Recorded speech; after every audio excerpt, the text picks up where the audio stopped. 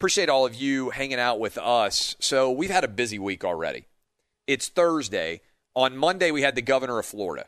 And Ron DeSantis, the governor of Florida, came on and said, hey, I really believe that college football needs to happen.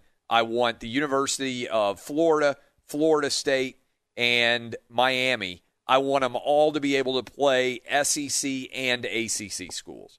Then on Tuesday, we had the President of the United States on, and Donald Trump said, hey, we need to play all college football games. Every major conference needs to play. And then after that, the Big Ten and the Pac-12 came out and said later that day, we're not going to play. But the ACC, the SEC, and the Big 12 have stood strong together. The Big 12 actually released their schedule yesterday, and they let you know, basically, we're mirroring what the SEC and the ACC are doing and trying to push back the start of our season as far back as we can go.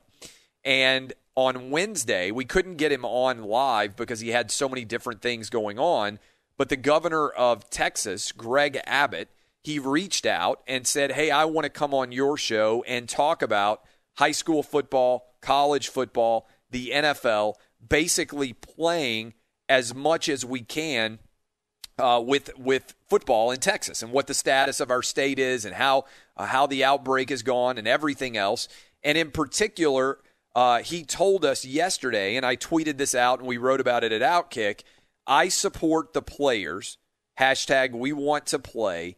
This is Greg Abbott, the governor of Texas, and look forward to the Big 12 and the SEC playing this fall. Texas is ready for college football. So he told us that yesterday, but we had a long-form conversation. I wrote that quote about Texas, and since that time, the governor of Georgia has also come out and said that he supports the ACC and the SEC playing, both Georgia and Georgia Tech in particular in his state.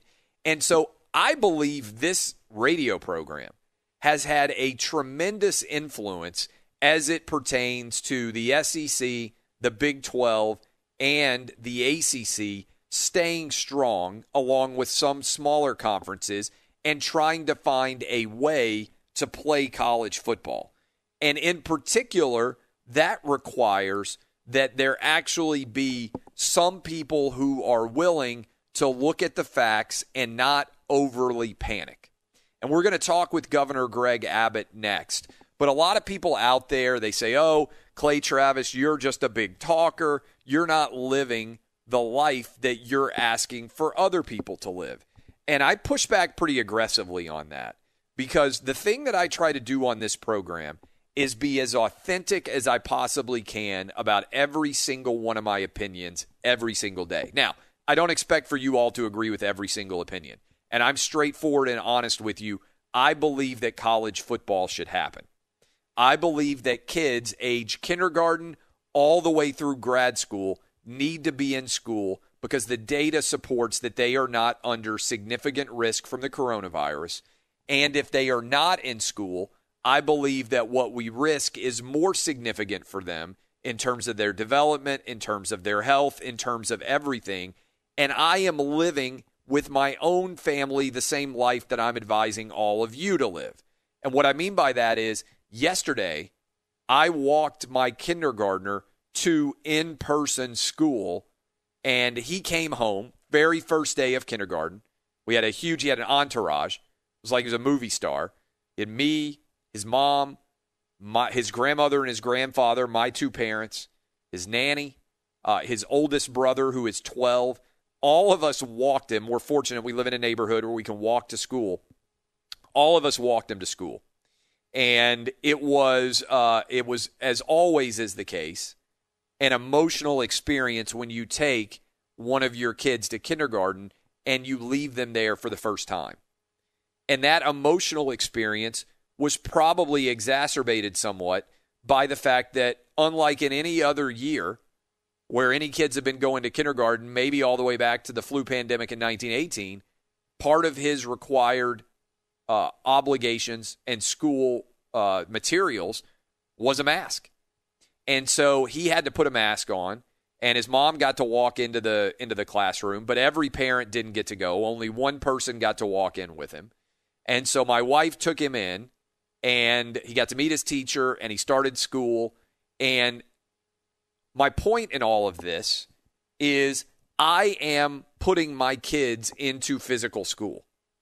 My 7th grader will go to physical school on Friday. My 4th grader is still having to learn remote because his school is not open for his age yet, but we're hopeful that tomorrow we'll hear that his school is going to open back up. I love my kids more than anything in the whole world, but when I look at the data is straightforward. Kids need to be back in school from kindergarten all the way through grad school. And so I am living the exact same life when I come on and I say, hey, I think kids should be playing ACC, SEC, and Big 12 football this fall. My kids are playing flag football. My kids are playing sports. They are in school.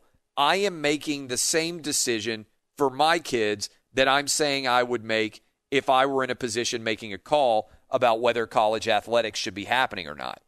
And so this, I think, is significant because you can accuse me of a lot of things. But what I am not going to be ever is a hypocrite. I am going to live the same style of life publicly that I'm telling you to live on the radio show. I'm not telling you guys to do something different than I am doing. And when I say I'm going out to restaurants or when I say I'm going to the gym, all of those things are true. Now, I'm trying to follow the CDC guidelines and make smart, healthy decisions for my family. But I don't think that we can just curl up in the fetal position and stay in our houses until we find a vaccine. We have to live with the virus. We have to learn how to do that. And school and sports are a big part of that. We can't give up all of our lives forever because this vaccine may never work in an efficient and effective manner. And I believe that schools being back open and sports happening are an important part of getting back to normalcy.